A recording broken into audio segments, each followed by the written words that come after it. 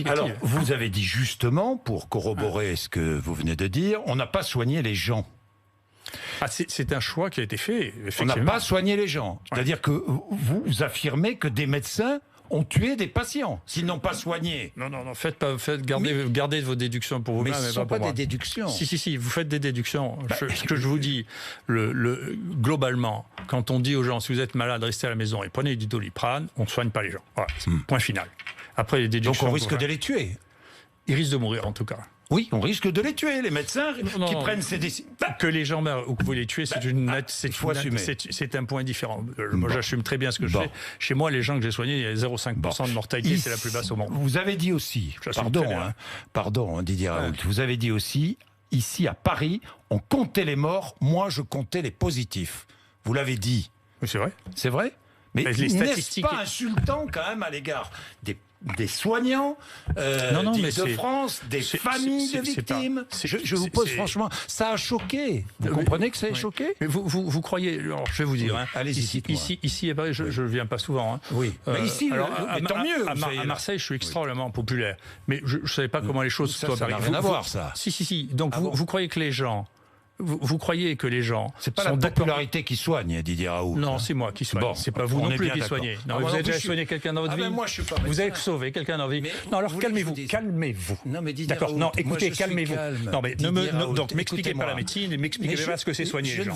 Je n'ai fait que soigner les gens. J'ai fait soigner les gens, mais si vous ne faites pas le diagnostic des gens, vous ne pouvez pas les soigner. D'accord. Donc, donc ce que je vous ai dit et ce que je vous répète, et n'en faites pas de déduction foireuse, je vous ai dit, quand on dit aux gens ne faites pas de diagnostic, restez à la maison et que le message du SAMU... On tue des gens. On ne tue pas des gens. Écoutez, vous allez me le répéter 10 fois, puis je vais me lever et m'en aller. Donc vous écoutez ce que je vous dis, d'accord? Ce serait une erreur. Non, je m'en fiche de vous. Vous savez, de votre moi aussi, je m'en fous aussi. Voilà. Donc si on s'en fout, on peut partir tous les deux, je m'en fous. Bon, alors allez-y. Vous l'avez bien compris. Allez-y. Je m'en vais. Allez-y. De nombreux professeurs de médecine. Allez-y. Ne partez pas, j'ai des questions à vous poser. Non, mais posez-moi des questions intelligentes et arrêtez de me répéter les choses. Alors, est-ce que vous avez tué des gens et tué des gens? Ça n'est pas intelligent. Ne me dites pas que je ne pose pas de questions intelligentes. Si, je vous le dis. Bon. Vous n'êtes pas journaliste. Je ne suis pas journaliste, mais je suis un humain normal. Moi, je ne suis pas médecin, vous n'êtes pas journaliste, on est d'accord. Ne me donnez pas de leçons de médecine. Je change de sujet. correctement. De nombreux professeurs de médecine, des femmes, des hommes, médecins, infectiologues, sont-ils achetés par l'industrie pharmaceutique? Oui ou non?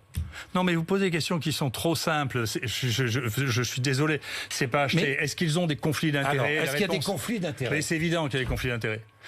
Bien sûr. Enfin, quand vous avez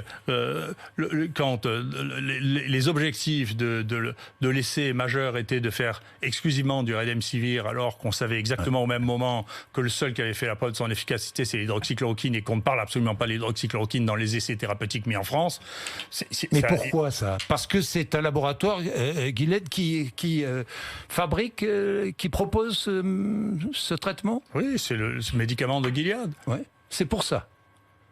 Et ces médecins certains médecins sont achetés par l'industrie pharmaceutique. Écoutez, arrêtez, je sais que vous êtes journaliste, mais arrêtez de dire il est acheté, arrêtez de dire on l'a tué, c'est pas des termes que j'emploie. Non, mais je sais que vous ne les employez pas, c'est vrai. Gardez-les pour vous, parce que la troisième fois je vais me lever et m'en aller, parce qu'on ne me parle pas comme ça, et n'essayez pas de me faire dire qu'il y a des gens qui sont achetés, ni qu'il y a des gens qui ont tué. Je dirai pas ça, et c'est indigne de dire des choses pareilles. Donc, alors je sais pas qui vous avez l'habitude de parler. Et personne je n'ai pas dit ça, j'ai dit... Oui. Encore une fois, qu'il y avait des conflits d'intérêts. J'ai dit que quand on recevait de l'argent, ce qui est une règle générale, d'une industrie dont on va parler des produits, on doit, le mentionner, ce qui souvent n'est pas fait, et deuxièmement, on doit renoncer à faire partie d'un groupe qui est le conseiller de l'État, sur des médicaments avec qui on a des relations. Et ça n'est pas que des relations financières, ça peut être des relations personnelles. C'est-à-dire que si on est marié avec quelqu'un qui est